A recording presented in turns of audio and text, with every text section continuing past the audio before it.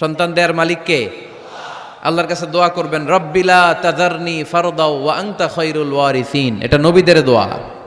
পারেন না দোয়াটা?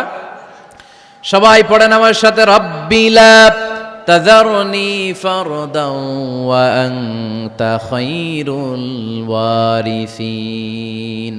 এর মানে হলো, আল্লাহ আপনি আমারে নিঃসন্তান বানিয়ে এই দুনিয়ায় রাখবেন না। আপনি তো উত্তম উত্তরাধিকার তৈরিকারী, আপনি উত্তম সন্তান দানকারী, ঠিক কিনা? আল্লাহ তাআলা সন্তান দেন, এজন্য আপনি দোয়া করবেন, এই দোয়াগুলো পড়বেন। রব্বি হাবলি মিনাস সলিহিন। আমার সাথে সাথে আওয়াজ করে পড়েন, রব্বি হাবলি মিনাস সলিহিন। কেউ বাদ যাবেন না, আওয়াজ করে সবাই পড়ুন, রব্বি হাবলি মিনাস সলিহিন। এর অর্থ হচ্ছে, হে আল্লাহ আপনি আমাকে নেককার সন্তান দান করেন। আওয়াজ করে পড়েন আমিন। নেককার স্ত্রী, নেককার সন্তান আল্লাহর কাছে চাইতে হয় ভাইয়েরা, না চাইলে পাওয়া যায় না। আল্লাহ ছেলে বা মেয়ে কিছু একটা দিলেন, তখন শুকরিয়া করবেন কার? নাকি না শুকরি করবেন?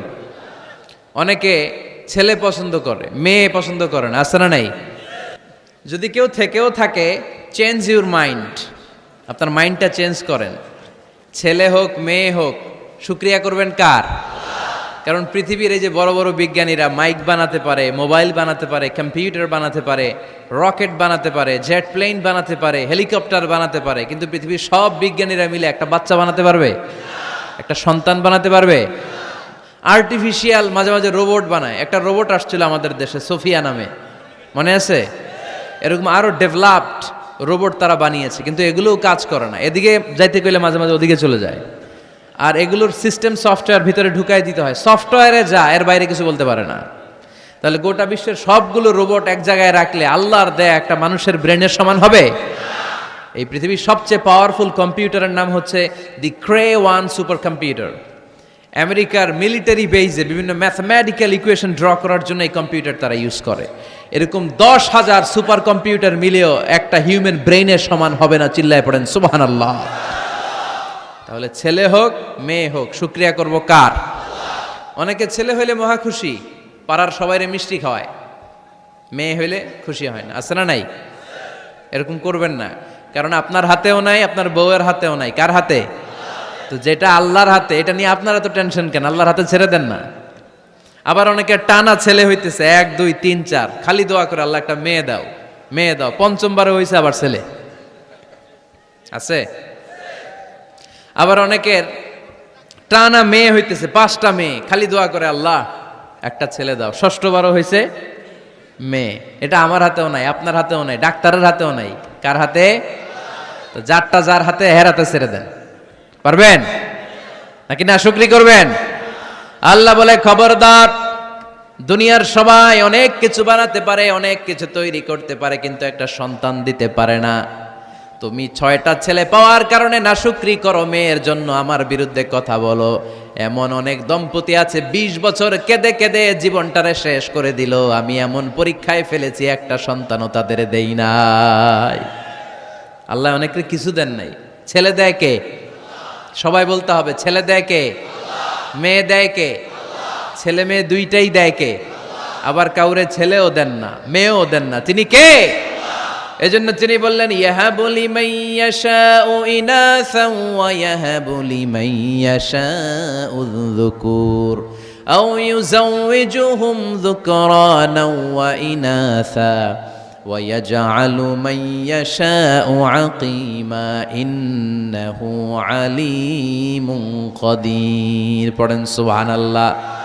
আল্লাহ ডেকে বললেন, আমি এমন এক সত্তা, আমি যারে চাই তারে ছেলে দেই, যারে চাই তারে মেয়ে দেই, যারে চাই তারে ছেলেও দেই, মেয়েও দেই। আমি এমন এক সত্তা, যারে চাই না তারে ছেলেও দেই না, মেয়েও দেই না। তিনি কে? তিনি দেন। এজন্য শুকরিয়া করবেন কার? ছেলে দেখ মেয়ে দেখ, সন্তান হওয়ার সাথে সাথেই ছেলের কানে বা মেয়ের কানে আজান দিতে হবে। কে দিতে হবে? আজান দিতে হবে। দেন না আপনারা? দিবেন নাকি ইমাম সাহেব হুজুর আসবে তারপরে দিবে, বসে থাকেন? খতিব সাহেব হুজুর না আসলে তার আজান দেওয়া যাবে না, বড় হুজুর না আসলে তার দেওয়া যাবে না, এরকম না। মুসনাদে আহমদ ইবনে হাম্বলের হাদিস, ফাতেমা রাদিয়াল্লাহু তাআলা আনহার প্রথম সন্তান ইমাম হাসান রাদিয়াল্লাহু তাআলা আনহু, আল্লাহ রাসূলের নাতি ইমাম হাসান যখন জন্মগ্রহণ করলো, বিশ্বনবী নিজে এসে হাসানকে কোলে নিয়ে হাসানের কানের সামনে আজান দিয়েছেন। আযানা রাসূলুল্লাহি সাল্লাল্লাহু আলাইহি ওয়াসাল্লাম আলা উযুনাইল হাসান হিনামা ওয়ালাদাতহু ফাতিমাতু বিসসালাহ। বিশ্বনবী নিজে আজান দিয়েছেন। আজান দিতে পারেন আপনারা? পারেন না সবাই? আল্লাহু আকবার, আল্লাহু আকবার, আল্লাহু আকবার, আল্লাহু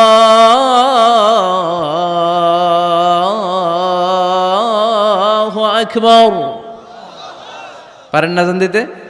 নিজের ছেলের কানের সামনে নিজে আজান দিবেন। যদি নানা হয়ে থাকেন, নানা নাতির কানের সামনে যে নানাই আজান দিবেন। চাচা যে ভাতিজার কানে আজান দিবেন। আজানের জন্য বসে থাকা লাগবে? আমরা প্রত্যেকে আজান পারি কি পারি না? তো কেন আজান দিব বাচ্চার কানে? দুইটা সিগনিফিকেন্স। নাম্বার ওয়ান, যদিও বাচ্চার আমল নামা শুরু হয় নাই, জাস্ট নিউ বর্ন বেবি, এইমাত্র জন্মগ্রহণ করলো, কিন্তু পৃথিবীতে আসার সাথে সাথেই আল্লাহ বলে ওর কানের সামনে আমার তাকবীর দিয়ে ইসলামটা ওর কানের ভিতরে ঢুকায় দাও, ঢুকায় দাও।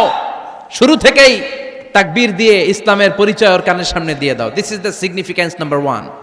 সিগনিফিকেন্স নাম্বার টু, এই পৃথিবীতে যখন কেউ আসে, শয়তান যে তার শত্রু এসে ইয়াতাআনু ফি জামবাই ইবনে আদম, বনি আদমের দুই পা ধরে দুইটা গুতা মারে, আর বাচ্চা ওয়া ওয়া করে কেঁদে ওঠে। বনি আদম পৃথিবীতে আসার সাথে সাথে শয়তান গুতা মারে আর জানান দেয়, তোদের কারণে আমি জাহান্নামী, তোরে সারা জীবন এমন ওয়াসওয়াসা আমি দিতে থাকবো, তোদেরকে জাহান্নামী বানানোর আগ পর্যন্ত আমি ক্ষান্ত হব না। আমি যে দুনিয়াতে ওয়াসওয়াসার জন্য এসেছি, আমার উপস্থিতি, আমার অস্তিত্ব আমি জানান দিলাম। গুতা মারে। তো শয়তানে করবে শয়তানের কাজ, আমরা করব আমাদের কাজ, ঠিক কি না? শয়তান মারবে গুতো, আর আমরা কি দিব? চিল্লায় বলতে হবে কি দিব? মনে থাকবে, ভুলে যাবেন না তো আবার। তাহনিক করা সুন্নাহ। তাহনিক হচ্ছে খেজুর, কোনো আলেম খেজুর একটু চিবিয়ে ওই চিবানো খেজুরটা বাচ্চার ঠোঁটের মধ্যে লাগাই দিবে। আল্লাহ রাসূল সাল্লাল্লাহু আলাইহি ওয়াসাল্লাম বাচ্চাদেরকে এরকম তাহনিক করতেন। যদি খেজুর পাওয়া না যায়, মধু, একটু মধু নিয়ে মুখের মধ্যে লাগাই দিবেন। আধুনিক মেডিকেল সায়েন্স এটাকে খুবই স্বাস্থ্যসম্মত বলেছে, হেলদি। কারণ বাচ্চা যখন দুনিয়াতে আসে, তার নিউট্রিশন চ্যানেলটা মানুষ কেটে দেয়। তার নিউট্রিশন চ্যানেল হচ্ছে তার নাভির সাথে তার মায়ের জরায়ুর একটা কানেকশন। তার মায়ের জরায়ু থেকে সে এনার্জি পেত, নিউট্রিশন পেত।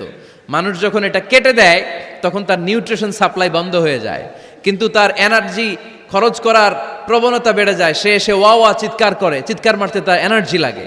সে হাত পা ছোটাছুটি করে, তার এনার্জি লাগে, কিন্তু এনার্জি নাই, এনার্জির লাইন আমরা কেটে দিছি। তাই ইনস্ট্যান্ট এনার্জি সাপ্লাইয়ের জন্য বিশ্বনবী বলেছেন, তাহনিক করে মুখে মিষ্টি ঢুকায় দাও।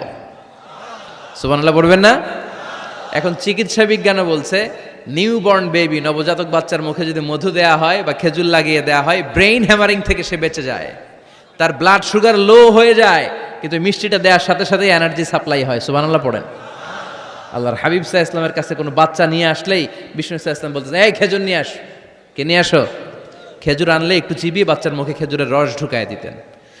আল্লাহ রাসূল সাল্লাল্লাহু আলাইহি ওয়াসাল্লাম আগে আগে মদিনায় চলে আসলেন। আয়েশা রাদিয়াল্লাহু তাআলা আনহুর বড় বোন, আম্মা জান আয়েশার 13 বছরের বড়, আসমা বিনতে আবি বকর, উনি গর্ভ ধারণকারী অবস্থায় মক্কা থেকে মদিনায় হিজরত করে আসলেন। উনি বললেন, আনা মুতিম, আমার পুরো গর্ভধারণ পূর্ণ হয়ে গেল, আমি কোবা এলাকাতে আসার সাথে সাথে আমার সন্তান জন্ম নিল, আব্দুল্লাহ ইবনে জুবাইর। আমি এই সন্তান পেয়ে মহা খুশি, কারণ মুহাজির সাহাবারা মদিনায় আসার পরে কারো ঘরে সন্তান হয় না। ইহুদিরা বলতে আরম্ভ করলো, আমাদের বদদোয়া লাগছে, এজন্য তোদের ঘরে সন্তান আর হবে না। তো এই জন্য আসমা রাদিয়াল্লাহু তাআলা আনহার সন্তান যখন মদিনাতে প্রথম হলো, মদিনাতে আনন্দের হিল্লোল বইয়ে গেল। উনি ওনার সন্তানকে নিয়ে বিশ্বনবীর কোলে দিলেন।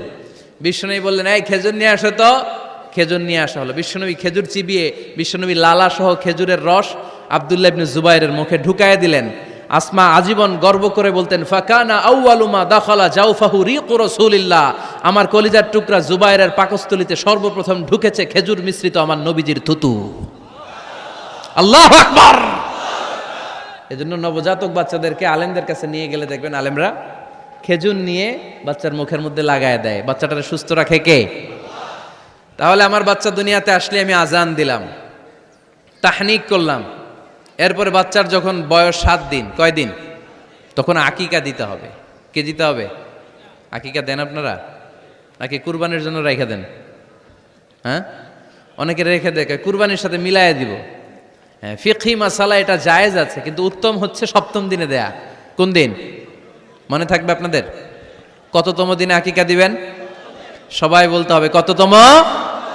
কুল্লু গোলাম রহিনা চুম্বি আকিকা তুযবাউ আনহু ইয়াউমা সাবিহি। সপ্তম দিনে আল্লাহ রাসূল সাল্লাল্লাহু আলাইহি ওয়াসাল্লাম ইমাম হাসান আর হুসাইন রাদিয়াল্লাহু তাআলা আনহুমা এই দুই নাতির আকিকা বিষ্ণু সাল্লাল্লাহু আলাইহি ওয়াসাল্লাম সপ্তম দিনে ছাগল দিয়ে দিয়েছিলেন। পড়েন সুবহানাল্লাহ। আনিল গোলামি শাতান ওয়া আনিল জারিয়াতি শাত। ছেলে হলে দুইটা ছাগল। ছেলে হলে কয় ছাগল?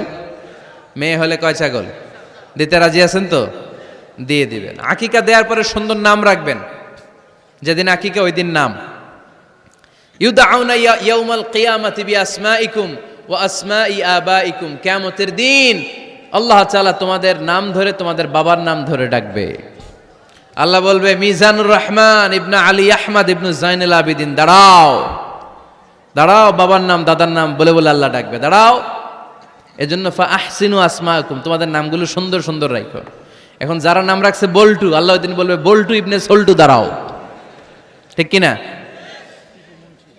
তো বল্টু ইবনে সল্টু ইবনে জন্টু, তখন বল্টু সল্টু জন্টু, দাদা বাবার ছেলে দাঁড়াবে ওই দিন। তো এই কোটি কোটি মানুষের সামনে বল্টু নামটা শুনতে আপনার ভালো লাগবে? আল্লাহর হাবিব সাল্লাল্লাহু আলাইহি ওয়াসাল্লাম বলেছেন আহাব্বুল আসমাইল আল্লাহ আব্দুল্লাহ আব্দুর রহমান। আল্লাহর কাছে সবচাইতে প্রিয় নাম হচ্ছে আব্দুল্লাহ এবং আব্দুর রহমান। সুবহানাল্লাহ পড়বেন না? সুন্দর সুন্দর নাম রাখবেন, নামগুলো সুন্দর রাখার চেষ্টা করবেন। লিকুল্লি ইসমিন আসার, প্রতিটা নামের একটা প্রভাব আছে। আপনি জল্টু রাখলে ওটা জল্টুর মতোই হবে, আপনি সল্টু রাখলে সল্টুই হবে। আর আপনি যদি রাখেন খালিদ বিন ওয়ালিদ, এটা খালিদ বিন ওয়ালিদের মতো বাঘের বাচ্চা হবে। এই জন্য নামের প্রভাব আছে, নামের impact and influence in your life এটা অনেক বেশি। সুন্দর সুন্দর নাম রাখবেন। সপ্তম দিনে সর্বশেষ কাজ হচ্ছে বাচ্চার মাথার চুল হালাক করে দিবেন, শেভ। ডাক্তাররা যদি সাজেস্ট করে যে না বাচ্চার মাথা এখনো শক্ত হয় নাই, তাহলে করবেন না, সামান্য ট্রিম করে দিবেন। এই চুলগুলো ওজন দিয়ে এই পরিমাণে রূপা বা কিছু টাকা পয়সা দান করে দিবেন। আপনার বাচ্চারে সেফ রাখবে কে? ফাতেমা রাদিয়াল্লাহু তাআলা আনহা ইমাম হাসান রাদিয়াল্লাহু তাআলা আনহুর জন্মের পরে সপ্তম দিনে চুল কেটে চুলের ওজন পরিমাণে রূপা আল্লাহর রাস্তায় দান করেছিলেন। এগুলো করতে রাজি আছেন তো? আচ্ছা।